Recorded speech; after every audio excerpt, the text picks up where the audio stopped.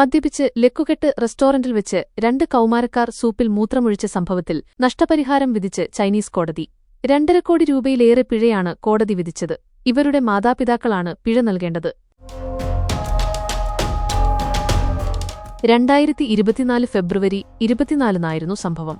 17 വയസ്സുള്ള വുവും താങ്ങുമാണ് ഈ സംഭവത്തിന് പിന്നിൽ. ഷാങ്ഹായിലെ പ്രസിദ്ധമായ ഹൈ ഡിലാവോ ഹോട്ട്പോട്ട് റെസ്റ്റോറന്റിലെത്തിയ ഇവർ സൂപ്പിൽ മൂത്രമൊഴിക്കുകയായിരുന്നു. പ്രത്യേകമായി തയ്യാറാക്കിയ ഡൈനിംഗ് റൂമിലെത്തി ഭക്ഷണം നിരത്തിവച്ചിരിക്കുന്ന ടേബിളിന് മുകളിലേക്ക് കയറിയതിന് പിന്നാലെയാണ് സൂപ്പിലേക്ക് മൂത്രമൊഴിച്ചത്. ഇതിന്റെ വീഡിയോ വൈറലായതോടെയാണ് ഹോട്ടൽ അധികൃതർ പരാതിയുമായി രംഗത്തെത്തിയത്.